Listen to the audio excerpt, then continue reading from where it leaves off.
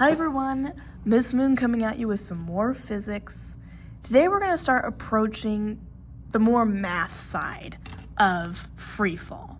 Your think sheet had you think about it pretty conceptually. That's why it was so difficult. You had to think beyond the math, you had to be able to visualize what was going on. Now we're going to look at it more math-based. All of these problems can be solved looking at our new equations for vertical motion. Reminder that now acceleration everywhere there was an A has been replaced with a G. That acceleration is constantly negative 9.81 meters per second squared. Y's have replaced X's because we're in the vertical plane rather than horizontal. Let's use these equations to figure out number 2. It says a flower pot falls from a windowsill 25 meters above the sidewalk. I like to draw pictures sometimes when I struggle to figure out what my initial versus final displacement or initial versus final speed is. It's a little bit trickier when things are falling. So our initial y here is actually the top of the fall. This is yi, and yi is 25 meters above the sidewalk. That means that final y, final placement of the flower pot, is 0 meters. Since this flower pot starts at rest, we're assuming it starts with no velocity. Vi is 0. Vf is what we're trying to figure out. How fast is the flower pot moving when it strikes the ground? We don't know time, but we do know gravity. Negative 9.81 meters per second squared. Assuming we're ignoring air resistance, that acceleration is going to help us figure out our final speed of the pot just before it hits the ground. Now, sorry, these look a little bit similar. That's a y, that's a v. We've got to figure out the equation that includes gravity, velocity initial and final, y initial and final. We only have one that doesn't include time, the bottom one. So Vf squared equals Vi squared plus 2g yf minus yi. Some of these variables are going to cancel out because they're 0. Looking at my diagram, that's yf and vi. I'm going to make this a little bit easier to solve. So Vf squared equals 2g minus yi. To get that Vf completely by itself, square root. Get rid of the square. Vf equals square root 2g negative yi. Now we plug in. Vf equals 2 times negative 9.81 times negative 25.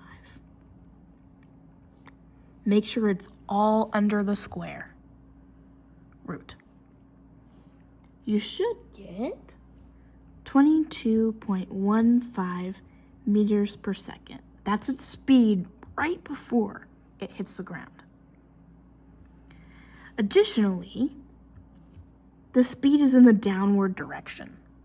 You can signify that either by having a negative or saying down.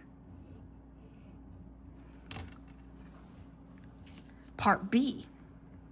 How much time does a passerby have on the sidewalk below to move out of the way before the flower pot hits the ground? We got to figure out the time it takes for the flower pot to hit the ground so we can get the passerby out of the way. So our picture now has a person. Here's our flower pot, very ugly. Sidewalk, person getting out of the way. So we still have all the same variables, plus we have final velocity. So I'm going to go ahead and write those in.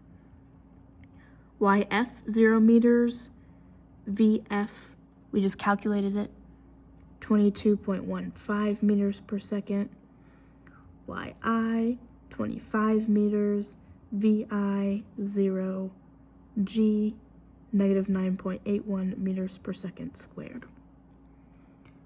So what we're missing here is time. Now there's a lot of equations that should get you to the final answer, but I want to use the one that's the simplest to rearrange for me. So I'm going to use this one. VF equals VI plus GT. It should be easy to get T by itself here. Rearranging, I do the following. Minus VI on each side. Then divide by acceleration due to gravity.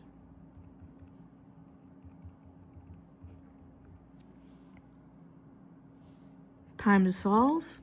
We're taking VF, 22.15 meters per second, minus VI, 0 meters per second, over gravity.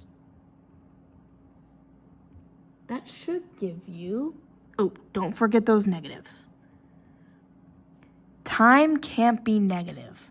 That's why it's important that you signify that this speed is in the downward direction.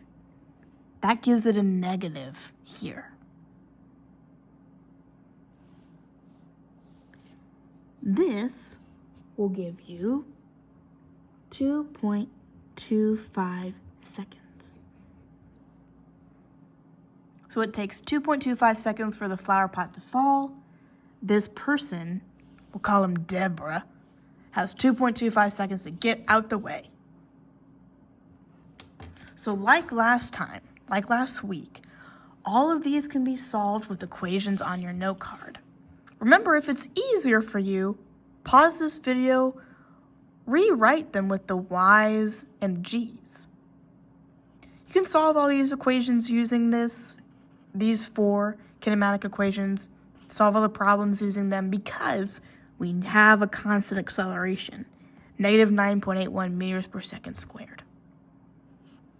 If you feel confused about which variable is yi, initial displacement, which is final displacement, initial velocity versus final velocity, because I find that it gets more confusing in the vertical dimension, draw a little picture. That can help you out too. As usual, I'll have the answer key for you in the classroom. Help each other out, do your best. And next time we see each other, we'll go over some of these answers together, talk about any questions you have. Good luck.